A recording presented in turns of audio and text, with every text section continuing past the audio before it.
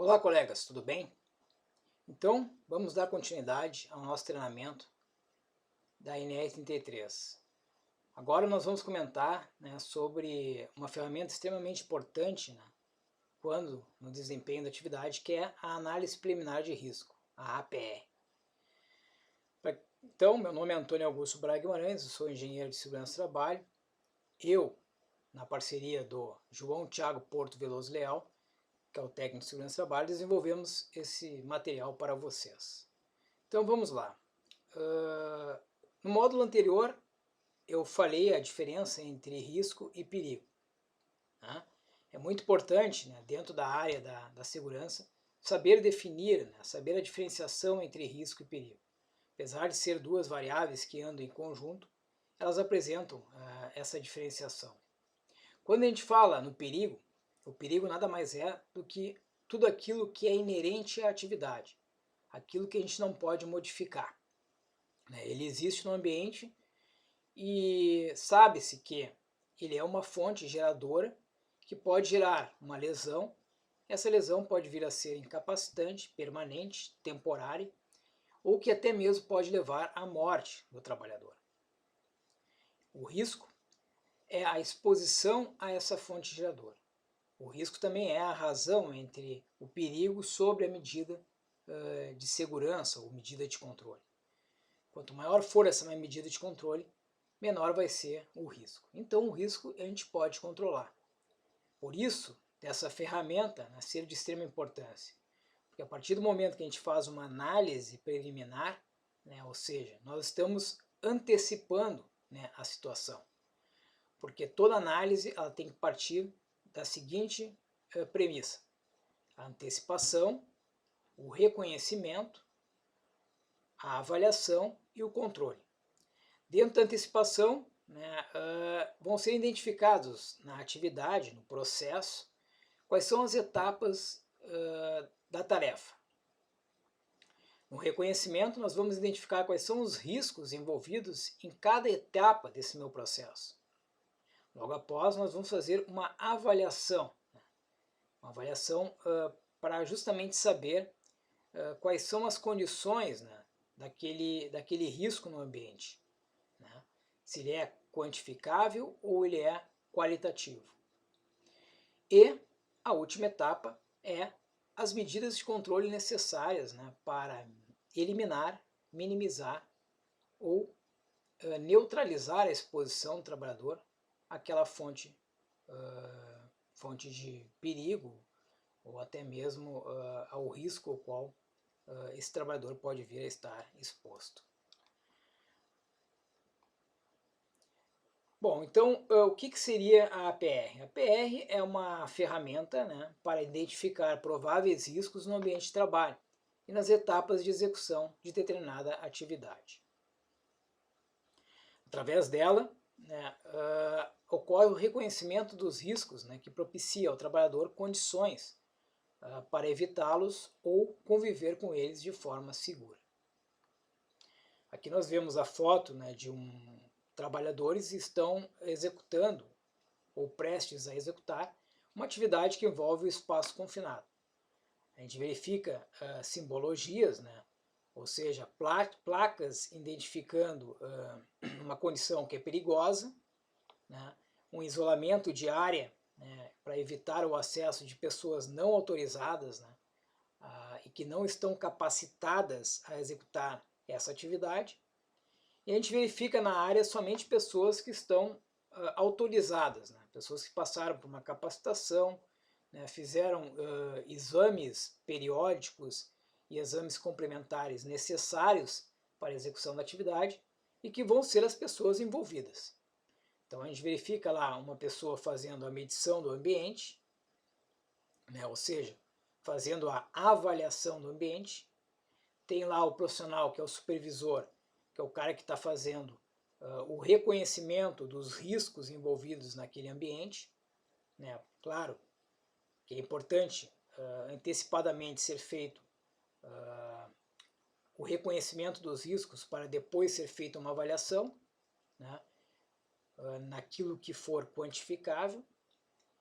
E tem outro profissional que é o vigia, que é o cara que vai fazer o controle, né, desse acesso.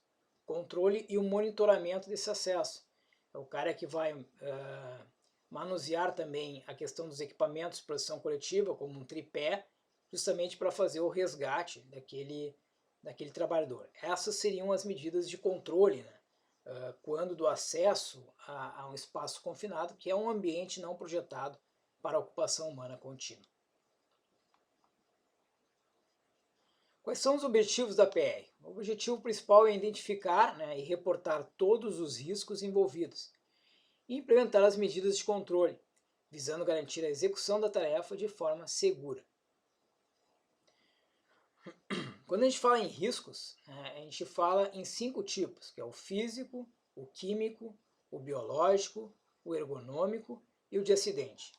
Esses riscos eles têm essa coloração, né, diferenciada, e que segue esse padrão, né, justamente porque existe uma ferramenta que é utilizada lá pelo pessoal que faz parte da CIPA, que é a Comissão Interna de Prevenção de Acidentes, e que quando faz o reconhecimento do ambiente, por exemplo, que seria onde envolve os riscos de uma atividade, de um processo, eles fazem o conhecido mapa de risco, né, que é uma simbologia utilizada, seja no chão de fábrica, seja no setor de escritórios ou qualquer ambiente ou estabelecimento.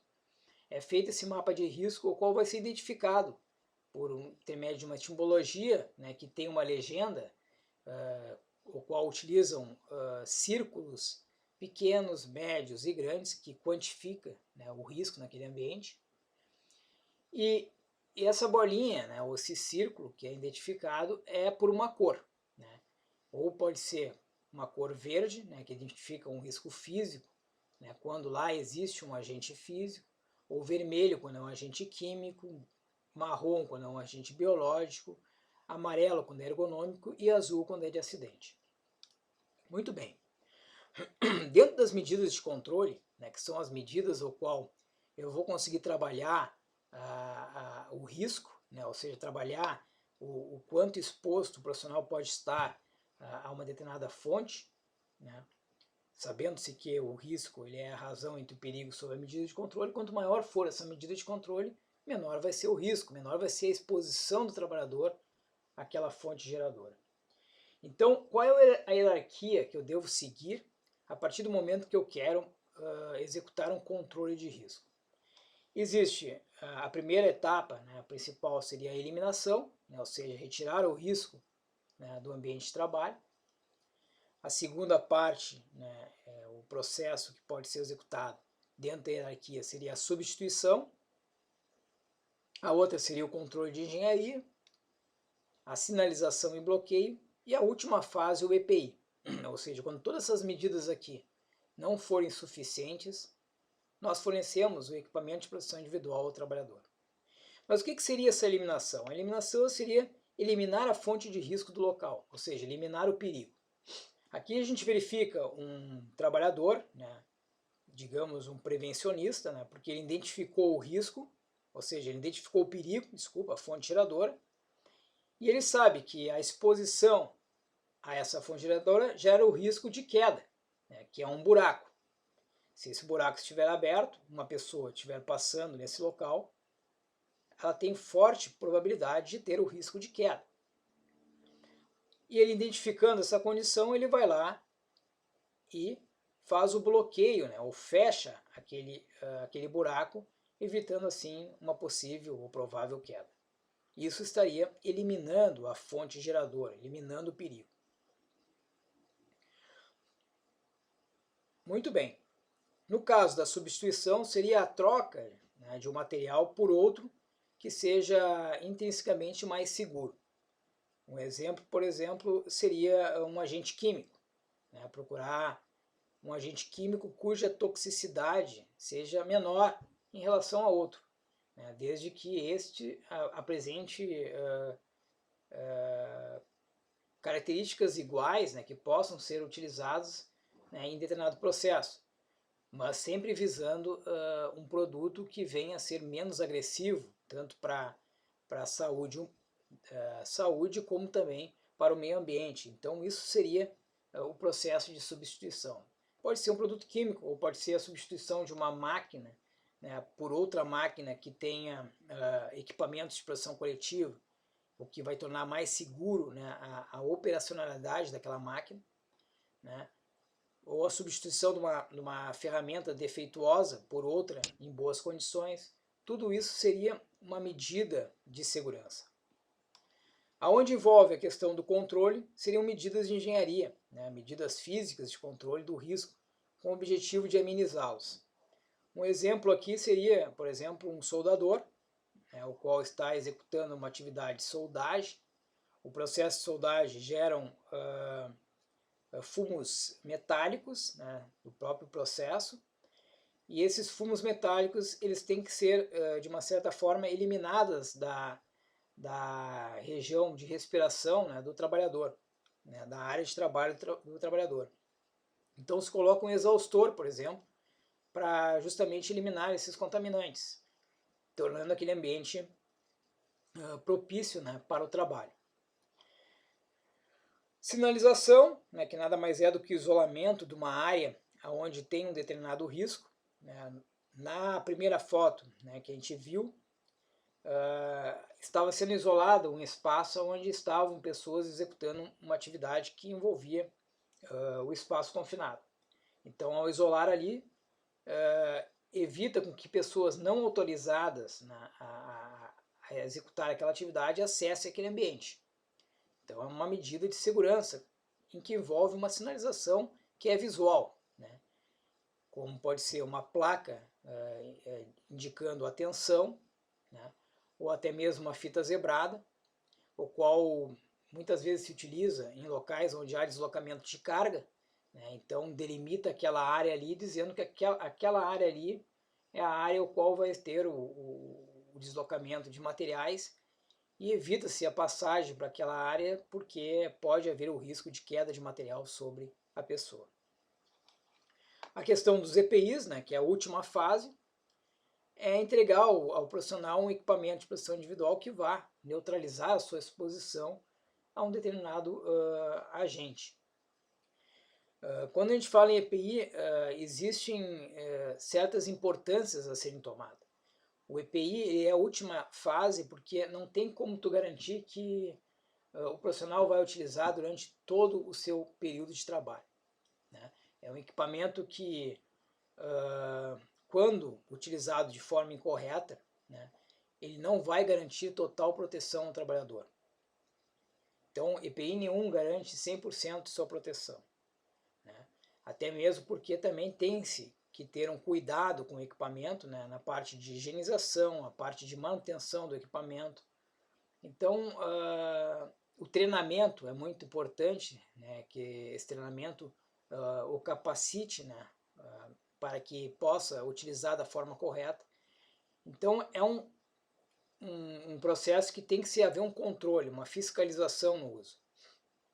Então, às vezes, não é o melhor método a ser empregado. Por isso que a última etapa é o fornecimento de equipamento de proteção individual. Sempre que estiver em fase de implantação dessas medidas de controle, tais como sinalização, controle, substituição, eliminação, quando estiver em fase de implantação, e quando isso não for o suficiente, aí se entrega o equipamento de proteção individual, atendendo o que especifica a norma regulamentadora do antigo Ministério do Trabalho e Emprego, a NR6.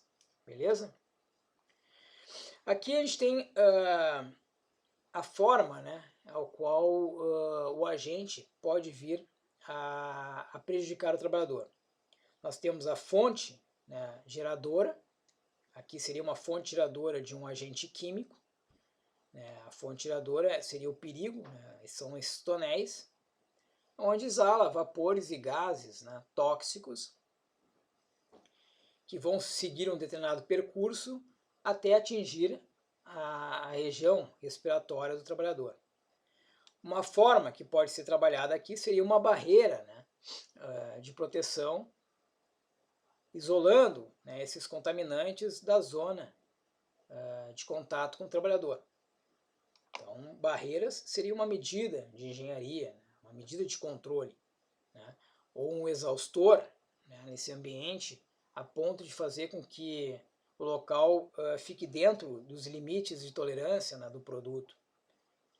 Limites esses que são identificados através de uma ficha de informação de segurança de produto químico, né, que todo fabricante ou vendedor ou representante de um determinado produto ou agente químico deve fornecer à empresa justamente para te ter as características do produto, né? Saber a toxicidade do produto, saber quais são as medidas de engenharia necessárias, saber quais são os equipamentos de produção necessários, né, para ser entregue ao trabalhador quando no manuseio de tal produto.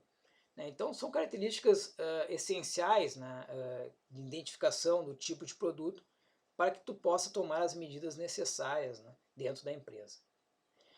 E o último caso seria trabalhar diretamente no trabalhador através do fornecimento do equipamento de produção individual. Né? Então, isso tudo pensando, né, na hierarquia das medidas de segurança. Muito bem, dentro do levantamento dos dados, é muito importante, né, que haja uma equipe multifuncional. Quando eu falo uma equipe multifuncional, tem que ter lá o supervisor, o encarregado, né, do local, tem que ter um profissional da CIPA, por exemplo, da Comissão Interna de Prevenção de Acidentes, um profissional que é um técnico de segurança do trabalho, né, e o terceiros, né, que no caso seria um classificador, por exemplo. Então, o certo dentro dessas atividades que vão ser executadas é ser planejada numa equipe, né? Sendo que a partir dessa equipe se identifica quais são os riscos, né, da atividade, para assim fazer essa análise preliminar do risco. Então, começa-se através de uma análise da tarefa, né? Logo após se faz o levantamento dos riscos, a avaliação dos riscos, e o último seria o controle. Então, é aquelas fases de antecipação, reconhecimento, avaliação e controle. Importante frisar que, se nós ignorarmos o risco, né, e sua gestão, pode provocar reações em cadeia, cujas consequências irão afetar a empresa e os trabalhadores de forma significativa. Por isso que é muito bem a posição de que essa atividade deve ser planejada, né, para que possa ser executada com segurança. Quais são os requisitos necessários, né, para se ter uma boa análise preliminar? Primeiramente seria a disciplina, né, ou seja, tem que ter um foco, né, e chegar nesse objetivo. A concentração, então é importante durante a análise pensar em todas prováveis fontes, né, de geradoras e quais são os riscos, né, da exposição a essas fontes, né, quais são as ferramentas que eu vou precisar, né, para executar minha atividade e quais as seguranças necessárias no uso dessas ferramentas. Então, tudo é uma espécie de uma concentração focada, né, no mesmo ideal, que seria a segurança na sua atividade. Tem que ter paciência, tem que se ter a prática, né, o conhecimento da atividade para se ter uma melhor noção, né, do que vai ser feito, bem como se conhecer a área de trabalho, por isso da importância de ter um supervisor ou um encarregado que conheça o ambiente ao qual vocês vão executar a atividade, para poder passar maiores informações. A importância da integração, né, quando do acesso ao ambiente fabril. O trabalho em equipe é extremamente importante, então tem que ter essa equipe multifuncional. Então esses seriam os requisitos necessários para se fazer um bom levantamento. Né? Quando se fala na questão da análise de tarefa, né, nós analisando a tarefa, pegando isso aqui como exemplo, a classificação, né, de uma amostra, nós sabemos que antes dessa classificação tem que ser feita a coleta. Né, e na coleta é que se existe etapas em que podem justificar um determinado acidente. Né. Então, ter um plano claro, né, é de suma importância quando se faz uma determinada análise. Conhecer bem as etapas de trabalho, entender todo o processo, desde o seu início até o fim, seguir os padrões e procedimentos da empresa. Muita empresa tem lá um procedimento operacional padrão, né, em que todos devem seguir. Por isso que aquela empresa que se preocupa com a questão da segurança, antes do acesso, né, do profissional terceiro a esse ambiente, eles solicitam os treinamentos, né, solicitam, dentro da documentação também, os exames complementares e periódicos do empregado, o terceiro, né? Solicito as fichas de registro dos equipamentos de proteção individual, né, todos os equipamentos necessários para executar determinada atividade naquele ambiente. E eles prestam também, antes da atividade, a integração.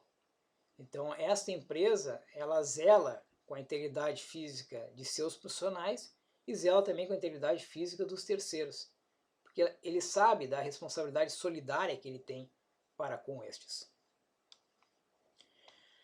Então, são empresas que seguem padrões. Ter as ferramentas e equipamentos corretos, né? Então, sempre que você vai executar uma atividade, você tem que levar as suas ferramentas de trabalho e essas ferramentas têm que se apresentar em boas condições, né? Você tem que ter os treinamentos também necessários para a execução, né, e uso de determinadas ferramentas, né? Existem, por exemplo, equipamentos e máquinas que requerem um certo treinamento no uso e que envolve uma norma, inclusive regulamentadora do Ministério do Trabalho, o antigo Ministério do Trabalho, que é a NR12, que fala de máquinas e equipamentos, ou seja, segurança no uso de máquinas e equipamentos. Permissões de trabalho, né? Na análise da tarefa é importante ter esse documento, né, que é um documento o qual, por exemplo, no espaço confinado é necessário ter a PET, que é a permissão de entrada de trabalho, que é feita lá pelo supervisor de entrada, o qual vai aferir aquele ambiente, identificar quais são os riscos daquele ambiente e, com base nisso, né, verificar quais são os equipamentos de proteção coletiva, como se vai ser necessário um insuflador ou exaustor naquele ambiente para manter o ambiente controlado, né, ou seja, o espaço confinado apropriado para o acesso ao trabalho. Então é esse profissional que vai emitir essa permissão de entrada e trabalho. Tudo isso pensando sempre na preservação da integridade física do trabalhador, garantindo a segurança, né? Dentro do levantamento do perigo, né, é muito importante ter a visão crítica, né, de toda atividade que vai se fazer, né? Ser aquele observador nato, né, aquele cara que consegue verificar o problema, né, e as condições adversas presentes no ambiente. Não só pensando no que você vai executar, mas também no que está ao seu entorno. Então, verificar, né, a questão das ferramentas defeituosas, isso sim, se não for cuidado, pode vir a ocasionar um acidente. A ferramenta com problema é um problema. Objetos soltos, né, se você está trabalhando em determinado ambiente ao qual haja a possibilidade de uma queda de um objeto, né, sobre alguma pessoa, é importante ter essa observação, né, do ambiente ao qual você está. A questão de máquinas e equipamentos em funcionamento, né, verificar se a máquina apresenta alguma condição, né, que pode ocasionar algum acidente. Fontes energizadas, né, se essas fontes estão bloqueadas, sinalizadas, né, identificadas. A questão dos espaços confinados, se há a identificação dos espaços confinados, tendo-se vista que é uma fonte geradora, né, é um perigo, né, pois o acesso a esses locais tem que haver uma sinalização para identificar que é um espaço confinado. O trabalho em altura, toda atividade que requer o trabalho em altura tem que se haver um controle também, porque é um risco toda atividade executada acima de 2 metros, porque tem um risco de queda e a própria norma exige um treinamento, né, que é a INER 35, e no espaço confinado a INER 33. Deslocamento de veículos na proximidade, então tu vai executar uma atividade lá, por exemplo, na coleta em cima do caminhão, né? Muitos locais existe o acesso de vários caminhões naquele ambiente ao qual você está, então existe a possibilidade, né, a probabilidade de acontecer um acidente, né, devido a um atropelamento, né, ou até mesmo um esmagamento, uma batida contra, né? Então é de suma importância que esses locais sejam sinalizados, né, no ambiente ao qual vocês estão. Isso é de responsabilidade, sim, e tem que entrar dentro dos procedimentos operacionais e de segurança da empresa ao qual vocês prestam serviço.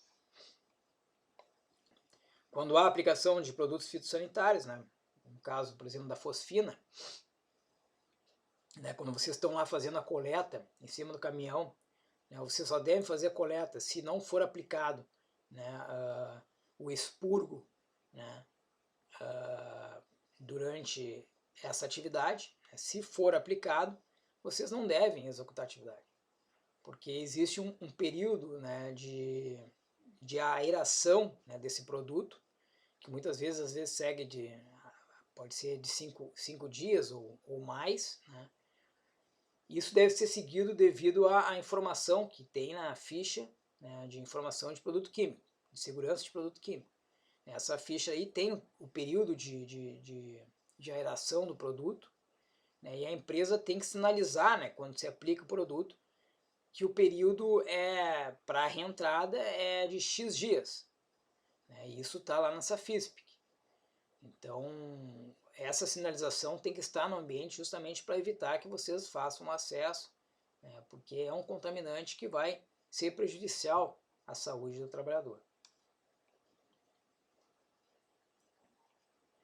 Dentro da avaliação dos riscos, né, é muito importante nós avaliarmos as seguintes características. Né? É importante fazer a seguinte pergunta: eu fui treinado para a execução da atividade?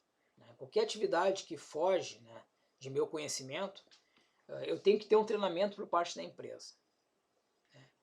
Seja lá o treinamento que for. Vocês, por exemplo, fazem treinamentos dentro da ISO, né? Justamente quando há um procedimento de coleta diferenciado, né, ou de análise. Isso mesmo deve ser feito quando se tem que usar uma ferramenta, né, de trabalho, o qual requer um determinado treinamento, né, seja no uso da ferramenta, ou seja na garantia de manutenção do equipamento, né, ou até mesmo nas medidas de segurança que esse equipamento dispõe, né, e que vocês devem ter ciência, justamente para não se colocar numa condição de risco. Outra questão: estou apto nos exames médicos para executá-la? Será que eu tenho, será que eu fiz todos os exames necessários, né, para executar determinada atividade? Como na questão do espaço confinado, existem tanto o espaço confinado como o trabalhador, existem os exames complementares além dos exames periódicos, justamente porque a condição de risco nessa atividade é maior, né, em relação às atividades que são executadas, por exemplo, pelos extensionistas, que devem fazer apenas os exames periódicos. Né? Tem como trocar a ferramenta defeituosa? Né? Se eu tenho uma ferramenta lá que apresenta um determinado problema, eu tenho que verificar se existe outra ferramenta para substituí-la. Né? Não ficar utilizando uma ferramenta que lá pelas tantas pode ocasionar um acidente.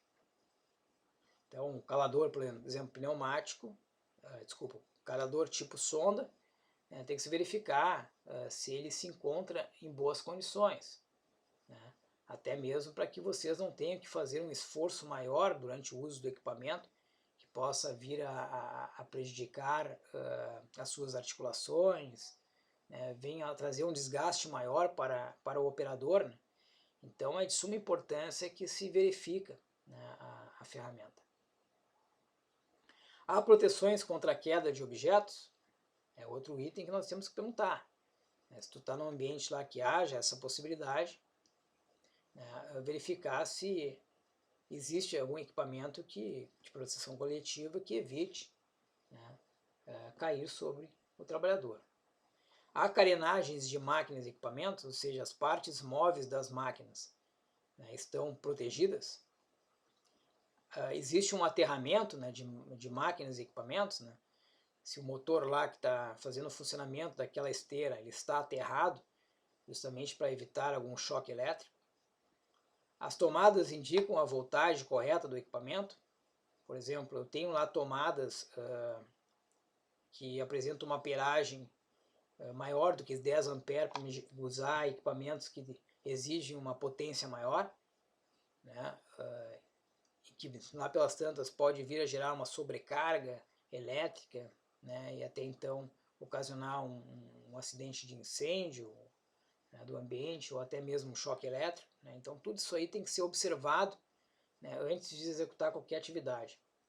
Então se você tem algum equipamento que você tem que utilizar e necessita lá de uma tomada, né, então verificar lá as condições daquele ponto, né, de rede, né, se não há nenhum risco, né, de um choque elétrico ou até mesmo uma sobrecarga, né, na rede.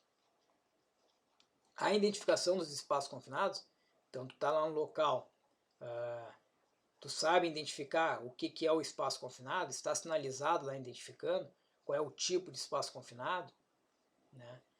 Isso, quem vai fazer essa identificação é o responsável técnico, né, que é da empresa o qual vocês prestam serviço. É esse profissional que vai identificar todos os espaços confinados e vai fazer a sinalização destes, reconhecendo qual é a área daquele espaço confinado, né, quais são os riscos envolvidos, né, se é um silo, por exemplo, pode haver o risco de engolfamento, sufocamento. Então, qual é isso aí tudo tem que estar identificado, né, através de uma simbologia, né? Então, e que, claro, a sinalização de quais os equipamentos são necessários utilizar quando no acesso daquele ambiente, né? Tudo isso aí tem que estar lá bem documentado. Há plataformas de acesso com guarda-corpo e rodapé, né? Por exemplo, se eu tenho que acessar o caminhão lá, eu tenho um guarda-corpo, né, para chegar até o nível da caçamba, né? Eu tenho lá uma linha de vida com trava-quedas retrátil, por exemplo, que eu possa conectar, né, o mosquetão desse trava-quedas retrátil e meu cinturão tipo paraquedista, para que ao acessar até pela plataforma até o topo, o nível da caçamba, eu poder acessar da plataforma para a caçamba do caminhão e estar seguro, né, pela linha de vida. Então tudo isso aí é importante ser observado, né? Se não tiver esses recursos, o certo seria não executar a atividade, porque daí tu vai estar colocando a tua integridade física em risco. Então a empresa lá onde vocês prestam serviço tem que dar as condições necessárias para que vocês possam executar a atividade com segurança. Então, através dessa análise preliminar de risco, né, identificando essas condições, é como se fosse uma espécie de um checklist, né? Quando tu chega no local, tu tem que ter essa visão mais ou menos amarrada, para que se tiver alguma condição fora daquilo ali, né, você não deveria estar executando aquela atividade. Há escadas com corrimão e guarda-corpo, ou seja, para acessar aquela plataforma, né, a escada ao qual eu estou fazendo o acesso tem o corrimão e o guarda-corpo, justamente que é outros equipamentos que vão criar uma barreira para evitar que eu sofra queda quando no acesso. A sinalização de áreas externas e internas, isso aí é outro item importante. Quais são os perigos encontrados no processo de trabalho? Isso é outra análise que nós temos que fazer. Por exemplo, perigos encontrados. Aqui, pegando o exemplo de uma esteira transportadora enclausurada, aqui a gente já pode ver que é um espaço confinado, pois o acesso é único, tanto o acesso para a entrada como saída é o mesmo. Aqui a gente verifica tanto a esteira com as partes móveis da esteira. Aqui tem um motor, né, parece uma espécie de exaustor, né? Tem aqui, apresenta-se cabos elétricos, né? Então todo um sistema, né, que pode apresentar algumas condições perigosas que nós vamos analisar aqui. Uma delas, as máquinas e equipamentos em funcionamento, né? Então, se essas máquinas não estiverem, por exemplo, aterradas, pode gerar um choque elétrico, né? Como é um ambiente agressivo, né, onde há dispersão de poeira, essas máquinas acabam ficando expostas a essas condições e acabam, ao longo do tempo, se danificando, né? Se não é feita uma manutenção, elas acabam ficando um pouco comprometidas.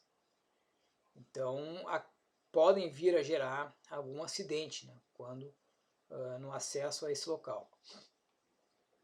Equipamentos energizados, né, é um risco. E quando eles não estão identificados, então se torna pior. Elementos de máquinas, engrenagens, correias, etc., expostas, né, sem as devidas carenagens, né. As esteiras transportadoras dos grãos, né, que essas aqui acabam por criar esse transporte, as próprias partículas dos grãos vão entrando em contato, em atrito entre elas, gerando ali uma dispersão de poeira, né, que é extremamente prejudicial tanto às vias oculares, né, como à via respiratória do trabalhador. Então, da extrema importância, né, de quando acessar esse ambiente, estar lá com seu equipamento de proteção individual, seja o óculos, né, e o respirador do tipo PFF2, né, que é a peça facial filtrante 2, que serve para névoas, fumos e poeiras. Então, é justamente muito utilizável para esses particulados, né, que apesar de ser poeira orgânica, né, não ser uma poeira mineral, né, poeira mineral é mais agressiva pois tem a sílica, né, e que é a poeira que gera, de uma certa forma, a silicose, que é o empedramento dos pulmões. Mas na poeira orgânica não existe essa possibilidade, né? Porém, existe sim um certo complicante, né, às vias respiratórias quando inalado esse produto durante um prolongado tempo, né? Então, deve-se cuidar, né, deve-se ter o devido cuidado no uso do respirador para evitar inspirar esse material.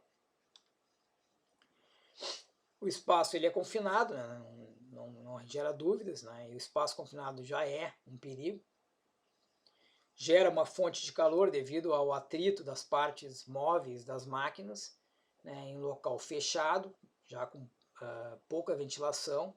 Então, o próprio funcionamento dessas máquinas acaba gerando calor, né, devido à energia cinética gerada dessas partes móveis. O acesso limitado e dificultoso, né, ao local de trabalho. Então, esse acesso, geralmente, por ser um acesso estreito, muitas vezes, apertado, né, acaba gerando desconforto.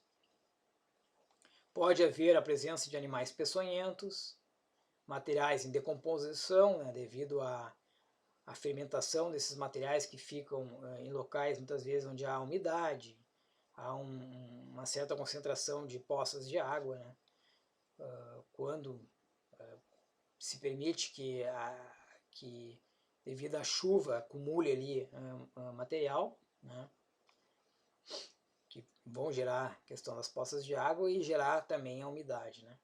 Iluminação deficiente, né, é um outro perigo, né. Instalações elétricas inadequadas. E, claro, a ventilação deficiente, né, o que não é suficiente para eliminar os contaminantes e para deixar o ambiente com a concentração de oxigênio necessária, né, para permanecer no local. Bom, dos riscos ambientais encontrados nesse ambiente, nós podemos verificar que dentro do risco físico, né, o ruído, devido ao funcionamento das máquinas e equipamentos, a umidade, como eu já falei, né, pela presença de poças de água que podem vir a acumular, né, nesses locais, o calor, né, pois há uma deficiência na ventilação e devido ao funcionamento das máquinas e equipamentos que gera ali o calor, né. O risco químico teria a poeira orgânica, que é a poeira dos grãos, que é gerado pelo transporte desses grãos através das esteiras transportadoras. Pode ocasionar a geração, né, de gases tais como o metano, o H2S, que é o gás sulfídrico, que é o que tem o cheiro de ovo podre, o monóxido de carbono, e a fosfina, que é o expurgo que é utilizado lá para matar as pragas, né, dos grãos. Dentro do risco biológico teria as bactérias, fungos, a leptospirose, a raiva. Aqui na questão de intoxicação e envenenamento poderia entrar na questão do risco de acidente, né? Que pode ser gerado por roedores no ambiente, animais em decomposição e até mesmo animais peçonhentos, né? Que podem vir atacar, né, o trabalhador e ali provocar uma intoxicação, um envenenamento. Até mesmo aranhas também, né, ou cobras existentes nesse local.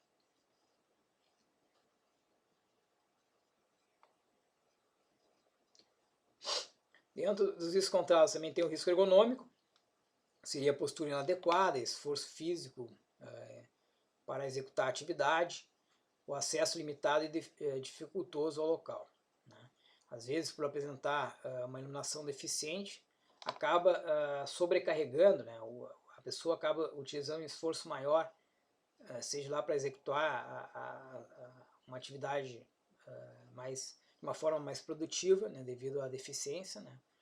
Que gera um estresse, gera uma fadiga e um cansaço. Né? Isso tudo está dentro da questão da ergonomia.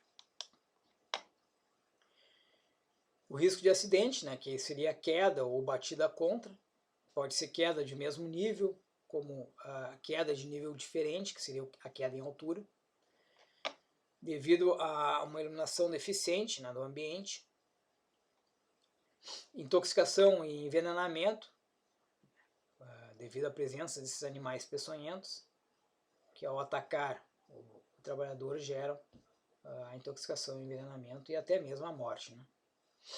Ataques e mordeduras de animais peçonhentos e ratos, incêndio e explosões, devido à dispersão de poeiras, aquecimento, né, pelo atrito das partes mecânicas de máquinas, instalações elétricas inadequadas, luminárias que não são à prova de pó e explosão, ou seja, não são intrinsecamente seguros, ou seja, todos os equipamentos que são utilizados em espaço confinado devem ser intrinsecamente seguros. Ou seja, que evite o risco de explosão. Né? Bom, os riscos encontrados no processo. Isso é muito importante também fazer a análise. Né? O processo é o que eu vou fazer. Dentro da questão da coleta de grãos em esteira transportadora enclausurada. Aqui nós temos um ambiente confinado, onde há uma esteira. Geralmente esse ambiente aqui, né, é um ambiente que fica embaixo dos silos. Né? Então, aqui se recebe os grãos e aí a esteira leva ao longo do processo. Muitas vezes são espaços pequenos, apertados, né, o que gera o determinado desconforto, né, tanto no acesso como na execução de uma atividade. As máquinas às vezes apresentam espaços em que pode haver prender uma mão, um braço, né? Então pode haver amputação de braço, mão, dedo. Então o risco de acidente seria o acidente com as mãos quando em contato com as partes móveis da máquina. Né? A causa é prender as mãos ou os dedos nas partes móveis quando não apresenta, né, os equipamentos de proteção coletiva, as carenagens, por exemplo, necessárias para evitar esses elementos de máquinas em funcionamento, pegar uma mão ou um braço. Né? Consequência: esmagamento, corte, fratura, amputações de mãos e dedos. As medidas de segurança, então, seriam redobrar a atenção para não colocar as mãos na proximidade das partes móveis, providenciar proteções coletivas nessas partes. Proteção coletiva pode ser sistemas de segurança também, que quando a pessoa encoste em alguma parte móvel da máquina, ela pare o seu funcionamento, né? Evitando assim uma amputação de um braço, de uma mão. Dentre outros sistemas, né, de segurança que podem ser implementados, né, justamente para garantir a proteção daqueles que ou utilizam do equipamento ou até mesmo estão na proximidade desse equipamento.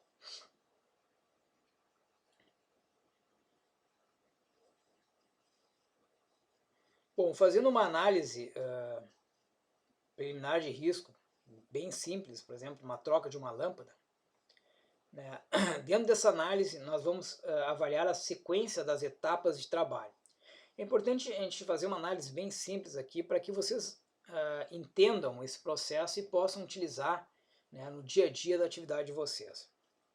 Claro que é uma atividade em que vocês não executam, né? Troca de lâmpada não é uma atividade que vocês executam. Mas essa atividade é simples e os passos aqui a gente vai mostrar aqui para vocês é para que vocês possam refletir e utilizar dessa mesma sequência para analisar a atividade que vocês executam no dia a dia. E montar assim essa análise preliminar de risco que vocês podem utilizar ao longo do trabalho de vocês. Bom, para a troca de uma lâmpada, primeiramente nós devemos fazer uma das etapas que seria o desligamento da rede elétrica. Qual o risco, né, para fazer essa etapa de desligamento da rede elétrica? O risco pode ser o contato com as partes energizadas. Com isso, gera uma determinada consequência, que seria um choque elétrico ou uma queimadura e até mesmo a morte. Quais as medidas de controle dos riscos necessárias? Desligar, bloquear e etiquetar, né, o equipamento. Outro passo seria subir na escada, né, para fazer a troca da lâmpada. Qual o risco envolvido? Queda de nível diferente. Consequência, fratura, entorse, contusões e até mesmo a morte, né, dependendo da queda, né, ou da batida que a pessoa sofra quando sofre a queda. Medidas de controle, verificar se a escada está em boas condições e a estabilidade do piso. Outra etapa, efetuar a troca de lâmpada. Qual o risco envolvido? Contato com superfície cortante, que nada mais é do que o vidro, né, dessa lâmpada. Consequências, o corte. Qual a medida? Segurança, fazer uso de luvas de proteção e atenção de segurar a lâmpada com firmeza. Então, é importante utilizar esse equipamento de proteção individual justamente para evitar que haja o corte, né, quando se rompe esse vidro, né, da lâmpada. Outra situação que pode acontecer é a projeção de particulado, né, sobre os olhos do trabalhador. Então, a consequência seria lesão nos olhos, e a medida de controle seria o uso do equipamento de proteção individual também, né, que seria o óculos de proteção. A última etapa seria descer da escada, né, que também vai envolver o risco de queda de nível diferente, com consequências, fratura, entorse, contusões ou até mesmo a morte, né? Então, não pular degraus, medidas de segurança, e descer com atenção.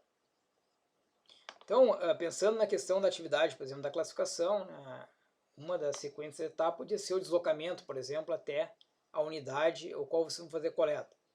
E esse deslocamento tem um risco, né, que seria o acidente de veículo, né, o acidente no trânsito. Consequência pode ser lesões múltiplas, né, ou até mesmo a morte. A medida de controle seria a conscientização no trânsito, seria uma reciclagem